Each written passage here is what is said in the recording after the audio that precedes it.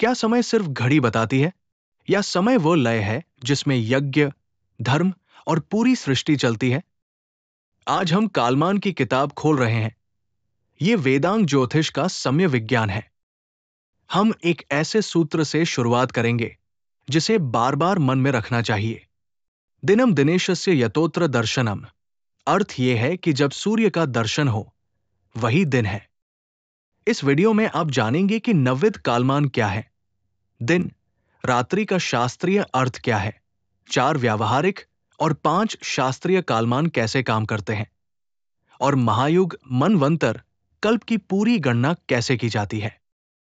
तैयार है? आइए समय को उसके असली नेत्रों से देखते हैं। वेदांगों में ज्योतिष को वेद पुरुष के नेत्र कहा गया है।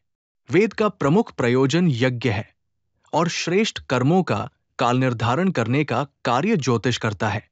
अर्थ स्पष्ट है। सही समय का निर्णय ज्योतिष शास्त्र ही कराता है। इसलिए ज्योतिष का महत्व यह है कि हर शुभ कर्म का मुहूर्त, दिन, मास और वर्ष सभी का चयन कालमान के आधार पर किया जाता है। अब हम समझते हैं कि काल क्या है और उसकी किस्में क्या क्या है। काल को दर्शन शास्त्र में अनादि और अनंत माना गया है। यही सृष्टि का निर्माता और संहारक भी है। सूर्य सिद्धांत में कहा गया है, लोकानाम अंतकृत काला, कालो अन्य कलनात्मक है, सद्विधा स्थूल सूक्ष्मत्वान, मूर्छ अमूर्त उच्यते। यानी काल के 2 रूप है। एक जो अंतकृत है, जो सबका अंत करता है, और दूसरा जो कलनात्मक है, जिसकी गणना की जा सकती है। ज्योतिष में हम गणनात्मक काल अपनाते हैं, अर्थात ऐसा समय जिसे मापा जा सके। इसे 2 दृष्टियों से देखा जा सकता है, स्थूल बनाम सूक्ष्म और मूर्त बनाम अमूर्त। स्थूल यानी मूर्त काल वो है जो इंद्रियों से दिखाई देता है। उदाहरण के लिए 60 घटी, 24 घंटे और एक उदय से अगले उदय तक का अंतराल। सूक्ष्म यानी अमूर्त काल माइक्रोसेकंड और नैनोसेकंड जैसे सूक्ष्म मानों को दर्शाता है, जिन्हें यंत्रों से नापा जाता है। तो चलिए अब मूर्त काल को उसके मूल इकाइयों में समझते हैं। ऐसी इकाइयां जिन्हें आप रोजमर्रा में महसूस कर सकते हैं। मूर्त काल का क्रम इस तरह है, एक वर्ष बराबर 12 मास या माह, एक मास या माह बराबर 30 दिन अहोरात्र या दिन प्लस रात्रि, एक दिन अहोरात्र बराबर 60 घटी बराबर 24 घंटे, एक घटी या दंड नाड़ी बराबर 60 पल या विनाडी बराबर 24 मिनट, एक पल बराबर 60 विपल बराबर 24 सेकंड बराबर 6 प्राण, एक प्राण बराबर 10 विपल बराबर 10 दीर्घाक्ष चरण काल बराबर 4 सेकंड। आप इसे यूं समझें, अगर एक घटी 24 मिनट तो 2 घटी 48 मिनट और 60 घटी मिलकर पूरा अहोरात्र बनता है। 30 अहोरात्र मिलकर एक मास और 12 मास मिलकर एक वर्ष। यह क्रम हमें दिखाता है कि कैसे सेकंड से शुरू करके हम सीधे वर्ष तक पहुंचते हैं, पूरी तरह मापनीय और व्यवहारिक। अब आते हैं उस सूक्ष्म जगत में जिसे हम कहते हैं अमूर्त काल। यह सुनने में रहस्यमय लगता है, लेकिन इसकी परिभाषाएं बेहद सुंदर है। नारद पुराण के अनुसार सूच्या भिन्ने पद्म पत्रे त्रुटिरित्य भिधीयते, यानी सुई से पद्म पत्र को भेदने में जितना समय लगे उसे कहते हैं त्रुटि। अब क्रम सुनिए, 60 त्रुटि एक रेणु, 60 रेणु एक लव, 60 लव एक लेक्षक, 60 लेक्षक एक प्राण, और हमने देखा एक प्राण 4 सेकंड। पाश्चात्य परिमाण से मिलाएं तो अनुमान इस प्रकार है, एक त्रुटि लगभग एक सेकंड का 32,40,000वां भाग, एक रेणु लगभग एक सेकंड का 54,000वां भाग, एक लव लगभग एक सेकंड का 900वां भाग, और एक लेक्षक लगभग एक सेकंड का 15वां भाग। और जब 60 लेक्षक जोड़ते हैं तो एक प्राण 4 सेकंड मिलता है। अमूर्त इकाइयां हमें दिखाती है कि शास्त्र समय को कितना सूक्ष्म और परिशुद्ध तरीके से समझता है। जहां एक क्षण भी कई परतों में विभक्त है। अब दिन रात्रि की मूल परिभाषा समझते हैं। दिनम दिनेशस्य यतोत्र दर्शनम, जब सूर्य दिखे तो वह दिन है, और जब सूर्य का दर्शन न हो तो वह रात्रि है। दिन और रात मिलकर अहोरात्र कहलाते हैं। स्थान के अनुसार दिन रात्रि बदलते हैं। पूर्व में सूर्योदय पहले होता है और पश्चिम में बाद में। उदय से अस्त तक का समय दिन कहलाता है और उसके बाद की अवधि रात्रि कहलाती है। अब आते हैं अपने प्रमुख विषय नवविध कालमान पर। आरंभ में वैदिक काल में काल गणना के विविध भेद उपभेद रहे हैं, किंतु कालांतर में ज्योतिष शास्त्र द्वारा विशेष रूप से काल गणना की जाने लगी। ज्योतिष शास्त्र के सिद्धांत ग्रंथों में सूक्ष्म रूप से काल को परिभाषित करते हुए मुख्यतया काल के 9 प्रकार के मापकों का वर्णन किया गया है। इसे ही नवविध कालमान कहते हैं। नवविध कालमान 2 वर्गों में बांटे जाते हैं। पहला वर्ग व्यावहारिक है, जिसमें सावन, चांद्र, सौर और नक्षत्र कालमान आते हैं। दूसरा वर्ग शास्त्रीय यानी धार्मिक है, जिसमें पैतृमान, दिव्यमान, प्रजाप्तिमान या मनुमान, ब्रह्ममान या कल्पमान और बृहस्पतिमान या संवत्सर सम्मिलित है। अब बात करते हैं उन 4 व्यवहारिक कालमानों की, जिनका उपयोग पंचांग, ज्योतिष और दैनिक गणना में होता है। अब चलते हैं पहले व्यवहारिक मान सौरमान की ओर। सौरमान यानी सूर्य के आधार पर समय की गणना। यही हमारे वर्ष, ऋतु और संक्रांति की धुरी है। सौरमान में समय की परिभाषा सूर्य के राशि चक्र से जुड़ी है।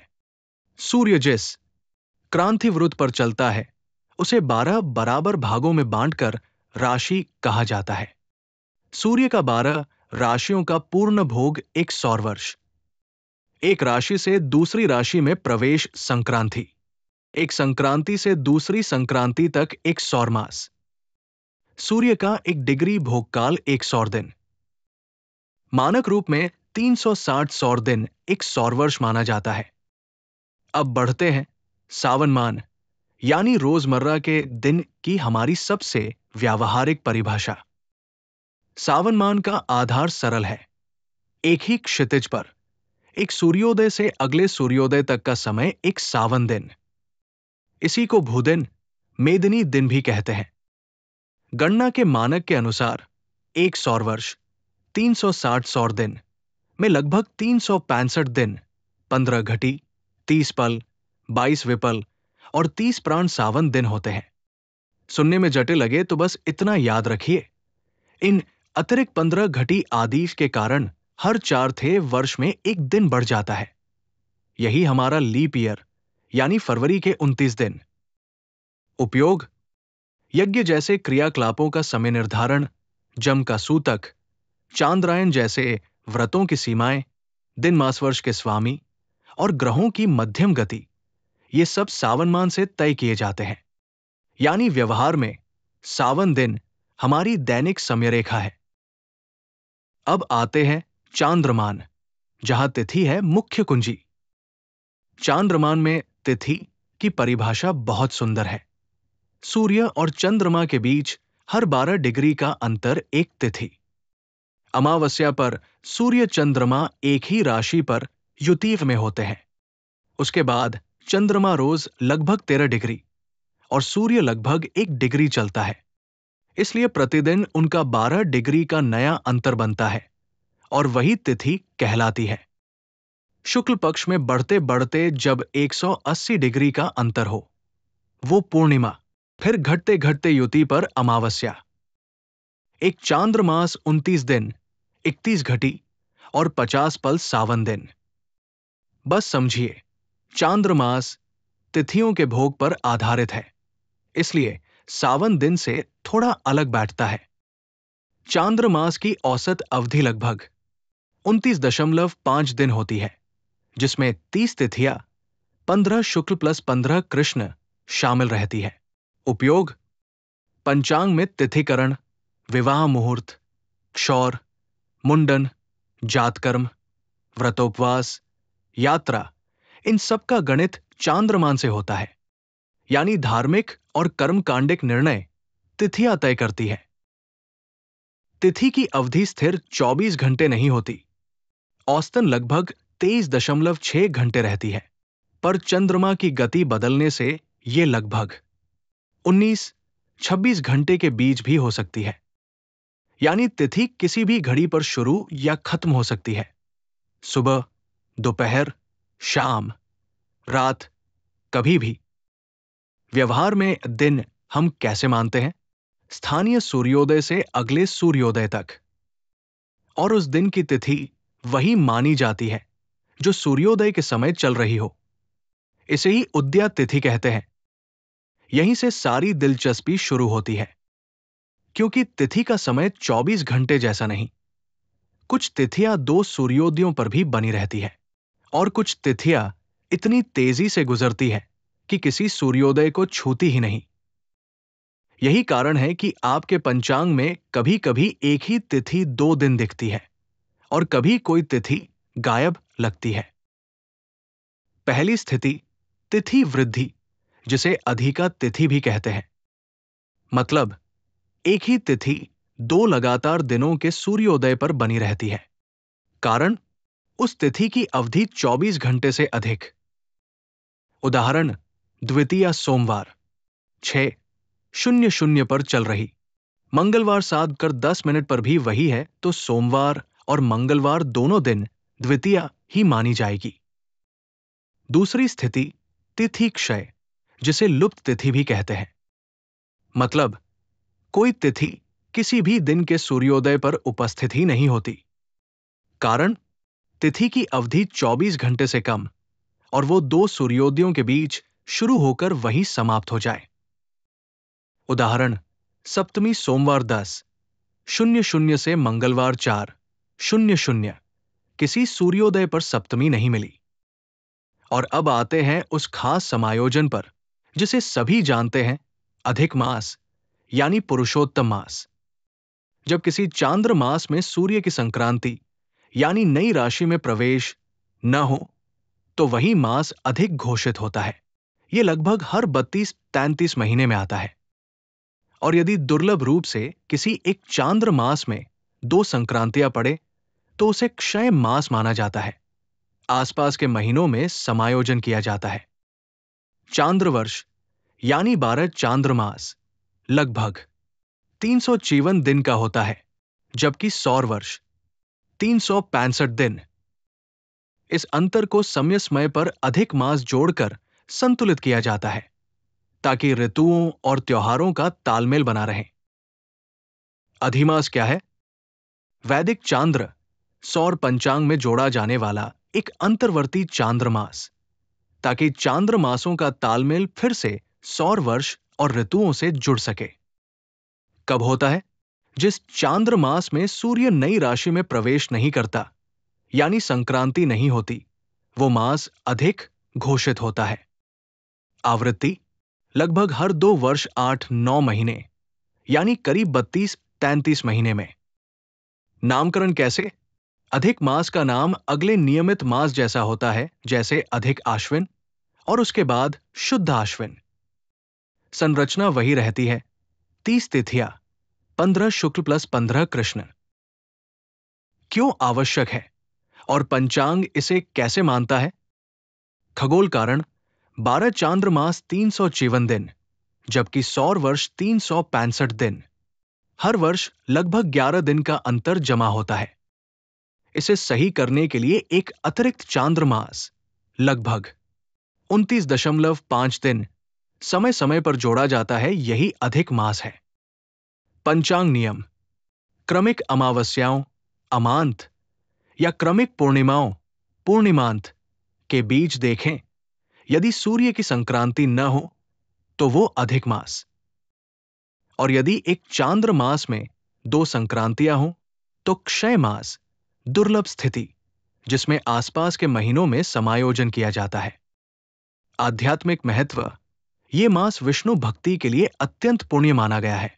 अनुशंसित आचरण, जप, व्रत, दान, मंदिर सेवा, विष्णु सहस्रनाम और भगवद गीता का पाठ, शुभ कार्यों के बारे में कई परंपराएं विवाह, गृह प्रवेश और बड़े आरंभ अधिमास में टालती है, पर क्षेत्रानुसार भिन्नता संभव है। और अब नाक्षत्रमान। यहां नक्षत्र और पूर्णिमा का मेल महीनों को नाम देता है। नाक्षत्रमान में नाक्षत्र दिन का अर्थ नक्षत्र मंडल के एक भ्रमण के सापेक्ष एक नक्षत्र के एक उदय से दूसरे उदय तक का समय। मध्यम मान लगभग 60 घटी और स्पष्ट मान करीब 59 घटी 50 घटे आदि। नक्षत्र दिन वो अवधि है जिसके बाद कोई नक्षत्र पुनः लगभग उसी स्थान पर दिखाई देता है। पंचांग में महीनों का नामकरण कैसे होता है? पूर्णिमा के अंत में चंद्रमा जिस नक्षत्र में हो, मास का नाम उसी पर रखा जाता है। उदाहरण, कृत्तिका रोहिणी पर पूर्णिमा हो तो कार्तिक, मृगशीर्ष आर्द्रा पर मार्गशीर्ष, पुनर्वसु पुष्य पौष, आश्लेषा मघा माघ, पूर्वा फाल्गुनी उत्तरा फाल्गुनी हस्त फाल्गुन, चित्रा स्वाति चैत्र, विशाखा अनुराधा वैशाख, ज्येष्ठा मूल ज्येष्ठ, पूर्वाषाढ़ा उत्तराषाढ़ा आषाढ़, श्रवण धनिष्ठा श्रावण, शतभिषा पूर्वा भाद्रपद उत्तरा भाद्रपद भाद्रपद, रेवती अश्विनी भरणी आश्विन। कुल नक्षत्र 27। इसलिए पूरे भचक्र 360 डिग्री को 27 भागों में बांटे तो एक नक्षत्र 13 डिग्री 12 मिनट या 800 कला। हर नक्षत्र के 4 चरण होते हैं। इन्हीं पादों के आधार पर नामकरण और जन्म विशेष का अभ्यास होता है। अर्थात नाक्षत्रमान तिथि, मास, नक्षत्र के अद्वितीय समन्वय से हमारा सांस्कृतिक खगोलीय कैलेंडर गढ़ता है। अब पंचांग के मिश्रित नियम याद रखें। वर्ष सामान्यतः सौर वर्ष माना जाता है। मास सामान्यतः चांद्र मास माना जाता है। दिन सामान्यतः सावन दिन माना जाता है। उदाहरण के लिए, एक वर्ष में कितने दिन होते हैं? यहां वर्ष सौर है और दिन सावन, इसलिए उत्तर लगभग 365 दिन होता है। दूसरा उदाहरण, एक सौर वर्ष में कितने सौर दिन होते हैं? इसका उत्तर 360 होता है। नक्षत्र मान को अपेक्षाकृत स्थिर माना जाता है। 60 घटी अर्थात 24 घंटे। सौरवर्ष और चांद्रवर्ष के बीच अंतर धीरे धीरे बढ़ता है। हर माह लगभग 52 घटी और प्रतिवर्ष लगभग 11 दिन। परिणाम स्वरूप लगभग 3 वर्षों में ये अंतर लगभग 33 दिनों तक पहुंच जाता है। जैसे ही ये अंतर लगभग 30 दिन हो, अधिमास जोड़कर समायोजन किया जाता है। इसी कारण बीच बीच में असंक्रांति मास या मलमास भी बनते हैं, जब 2 अमावस्याओं के बीच कोई संक्रांति नहीं होती।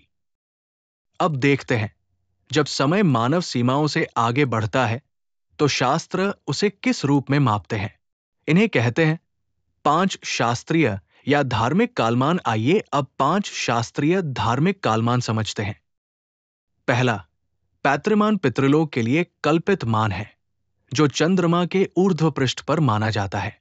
हमारे लगभग 30 दिन पितरों के एक अहोरात्र के बराबर माने जाते हैं।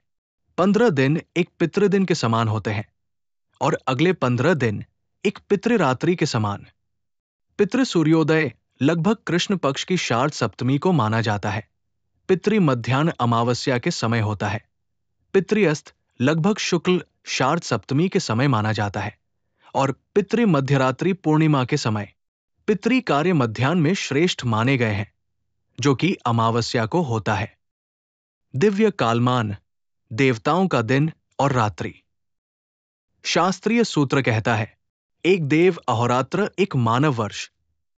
इसमें देवदिन को सूर्य का उत्तरायण माना गया है। लगभग 6 मानव माह। आमतौर पर मकर संक्रांति करीब 14 जनवरी से कर्क संक्रांति करीब 16 जुलाई तक और देवरात्रि सूर्य का दक्षिणायन कर्क संक्रांति से अगली मकर संक्रांति तक, फिर लगभग 6 माह, यानी उत्तरायण देवों का दिवस, दक्षिणायन देवों की रात्रि। अब गणना देखें। एक देव दिन 6 मानव माह, एक देव रात्रि 6 मानव माह, तो एक देव मास 30 देव अहोरात्र 30 मानव वर्ष। और एक देव वर्ष 12 देव मास 360 देव अहोरात्र 360 मानव वर्ष। देवमान समझ में आ गया। अब बढ़ते हैं ब्रह्ममान की विराट इकाइयों की ओर, जहां एक दिन ही कल्प बन जाता है।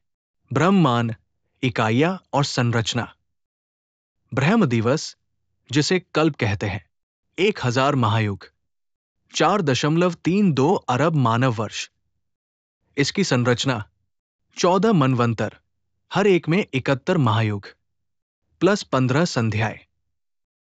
ब्रह्मरात्रि भी उतनी ही लंबी, 4.32 अरब वर्ष। ये आंशिक प्रलय का काल माना जाता है। तो एक ब्रह्महोरात्र, दिन प्लस रात, 8.64 अरब वर्ष। अब बड़े पैमाने पर देखें। एक ब्रह्म वर्ष 12 ब्रह्म माह 360 ब्रह्महोरात्र, यानी लगभग 3.1104 ट्रिलियन। और ब्रह्मा की आयु 100 ब्रह्म वर्ष, यानी लगभग 311.04 ट्रिलियन वर्ष। अब जब कल्प का ढांचा दिख गया, चलते हैं इसके भीतर के प्रशासनिक काल मनवंतर की तरफ। प्रजाप्तिमान यानी मनुमान, एक मनु के शासन का काल मनवंतर। अवधि, एक मनवंतर 71 महायुग 306.72 मिलियन वर्ष। हर मनवंतर से पहले मनवंतर संध्या 1.728 मिलियन वर्ष। पूरे ब्रह्म दिवस में व्यवस्था 14 मनवंतर प्लस 15 संध्याएं, 4.32 अरब वर्ष। यही एक कल्प। 14 मनुओं के नाम: स्वयंभूव, स्वचिश, उत्तम, तामस, रैवत, चाक्षुष, वोवस्वत, सावर्णी, दक्ष सावर्णी, ब्रह्मा सावर्णी, धर्म सावर्णी, रुद्र सावर्णी, देव सावर्णी, इंद्र सावर्णी। वर्तमान स्थिति: परंपरा के अनुसार हम श्वेतवाराह कल्प के साथ वे मनवंतर ववस्वत मनु में हैं। इस मनवंतर में 27 महायुग बीत चुके। वर्तमान 28वां वे महायुग का कलयुग 3102 ईसा पूर्व से चल रहा है। कलयुग की कुल अवधि 4,32,000 वर्ष। अब तक लगभग 5,100 से अधिक वर्ष बीत चुके। अब आते हैं एक व्यावहारिक चक्र पर, बृहस्पति संवत्सर, जो हमारे वर्षों को नाम देता है। भारत के पंचांग में 60 वर्षीय चक्र से वर्षों के नाम तय होते हैं, मूलतः बृहस्पति गुरु के चक्र पर आधारित। खगोलीय आधार: बृहस्पति का परिक्रमण 11.86 वर्ष, शनि 29.46 वर्ष। लगभग 60 वर्षों में गुरु शनि की सापेक्ष स्थिति पुनरावृत होती है, इसलिए 60 संवत्सरों का चक्र। संरचना: 60 नाम क्रम से चलते हैं, प्रभव से अक्षय तक। फिर चक्र पुनः प्रारंभ। वर्ष आरंभ सामान्यतः चैत शुक्ल प्रतिपदा, उगादि गुड़ी पड़वा या क्षेत्रानुसार सौर नववर्ष से मानते हैं। उपयोग: वर्ष की पहचान, पंचांग ज्योतिष में गोचराधारित संकेत। विक्रम शक संवत संख्या के साथ वर्षनाम भी बोला जाता है। अब देखते हैं युगमान और महायुग का गणित कैसे काम करता है। क्रम: सतयुग, त्रेता, द्वापर, कली। अवधि अनुपात 4, 3, 2, 1। धर्मपाद व्यवस्था के अनुसार 4, 3, 2, 1 का विभाजन स्वीकार किया जाता है। कलयुग 1 भाग के बराबर, द्वापर 2 भाग के बराबर, त्रेता 3 भाग के बराबर और सतयुग 4 भाग के बराबर है। मापन दिव्य वर्ष में होता है। रूपांतरण: एक दिव्य वर्ष 360 मानव वर्ष। कुल महायुग चतुर्युग 12,000 दिव्य वर्ष 4.32 मिलियन मानव वर्ष। 1,000 महायुग का योग एक कल्प बनाता है, जो ब्रह्मा के एक दिन के बराबर माना जाता है। अब संध्या सहित गणना: हर युग का कुल समय मुख्य अवधि प्लस आरंभ संध्या, जो कि मुख्य अवधि का 10वां भाग होती है, प्लस अंत संध्या, जो कि मुख्य अवधि का 10वां भाग होती है। संख्याएं देखें। सतयुग 4,000 प्लस 400 प्लस 400 बराबर 4,800 दिव्य वर्ष 17,28,000 मानव वर्ष। त्रेता 3,000 प्लस 3 रस्तें बराबर 600 दिव्य वर्ष 12,96,000 मानव वर्ष। द्वापर 2000 प्लस 200 प्लस 200 बराबर 2400 दिव्य वर्ष 8,64,000 मानव वर्ष। कली 1000 प्लस 100 बराबर 1200 दिव्य वर्ष 4,32,000 मानव वर्ष। कुल जोड़ 4,800 प्लस 3,600 प्लस 2,400 प्लस 1,200 बराबर 1000 दिव्य वर्ष 4.32 मिलियन मानव वर्ष। अनुपात 4, 3, 2, 1 बना रहता है क्योंकि हर मुख्य भाग में समान 20% संध्या जोड़ लागू होती है। हर युग में 2 संक्रमण काल होते हैं, युग संध्या आरंभ और संध्यांश अंत। दोनों उस युग के मुख्य भाग का 10%। यही कारण है कि परिवर्तन धीरे धीरे होता है। आज आपने सीखा कि दिन रात्रि की शास्त्रीय परिभाषा, 4 व्यावहारिक और 5 शास्त्रीय कालमान और महायुग मनवंतर कल्प की गणना एक ही सूत्र में कैसे पिरोई हुई है। यदि वीडियो पसंद आया हो तो लाइक, शेयर और सब्सक्राइब करें और कमेंट में बताइए कि अगला विषय आप किस पर चाहते हैं।